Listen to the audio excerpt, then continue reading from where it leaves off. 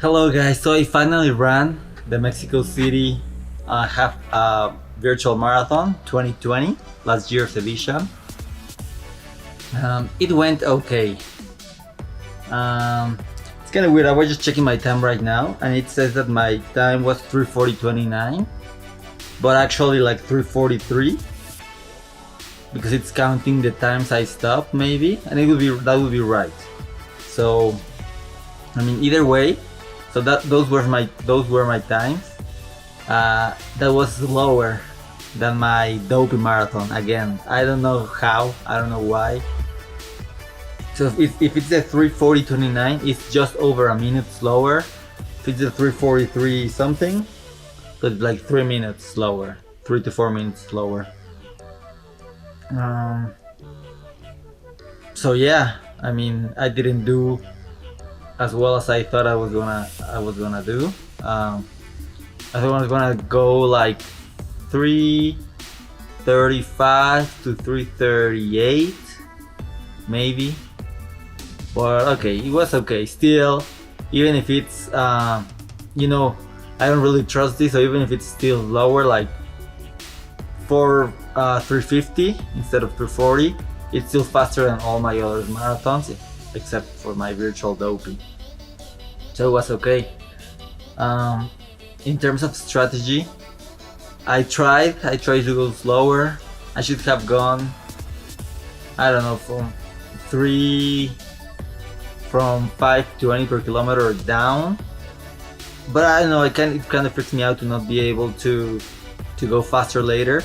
So I kind of started fast, but not that fast. I really thought I was going slow, but I was in 5:04 per kilometer, and I on purpose started to go slower and slower until I got to 5:10. That's what I wanted to run.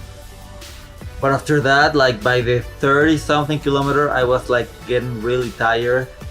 So that 5:10 I maintained it a little bit, but it went to 5:11. That was still okay. Then 5:12, and at the end 5:13, I think. I don't remember. Yeah, 5:13.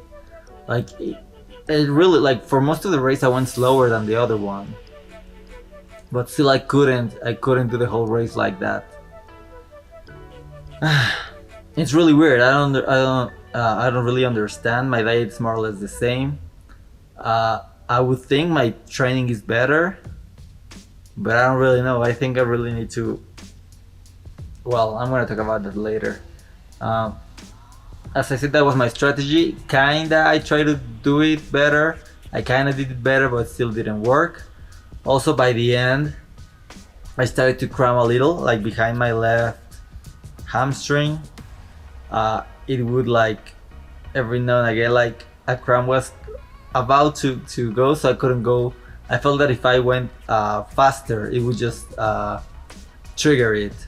Also, I felt it like once in each of my calves and in my right hamstring, but really it was my left one that prevented me from trying to go faster at the end.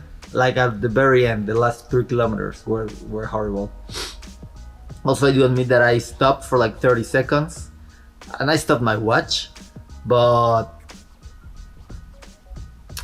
still I think it still counted like my total time 3:43. So I guess that's what I did. I don't understand. I'm gonna say 3:40:29 because the other one I don't know what's counting. It says that's my second fastest marathon time at 3:43:21, but my time is 3:40:29. So I'm just gonna keep it at 3:40. Still doesn't matter. It's still not my fastest. It's still a virtual one, so it's not like official. So it's gonna be 3:40:29. As I said, things that I can do better. I think it's time for me to obviously go back to my nutritionist, dietist, of course, starting January, and start to look for a coach, maybe someone that really can teach me like a lot of useful stuff. That's what I plan on doing. I was thinking right now I'm recovering. I'm my second week of recovery, but I have the in-person marathon in like almost a month, in a month.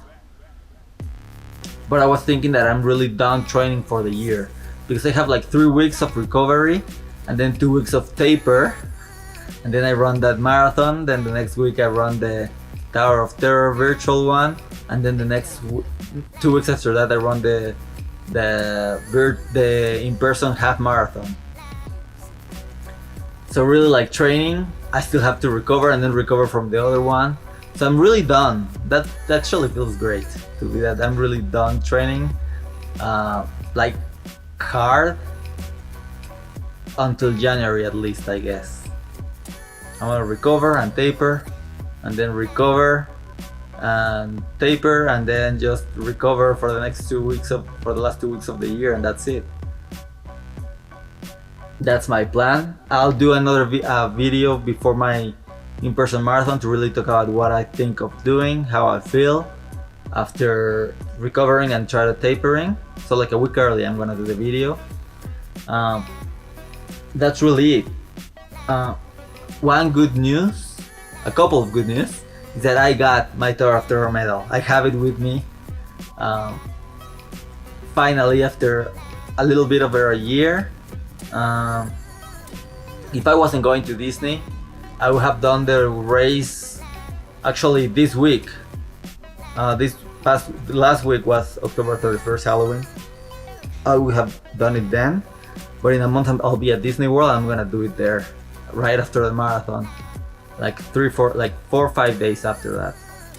The other is that I'm supposed to pick up or get my medal 2 to 3 weeks from now, my medal from my virtual full marathon, to finally go with this one, and then the other one, and then the other one of this, and hopefully the third one of the half marathon they'll announce soon. But that's it. It went well. As in, I finished, I did a good time, I didn't injure myself, but I thought I was gonna do better. And as I said, I don't understand how I didn't do better. But we'll see.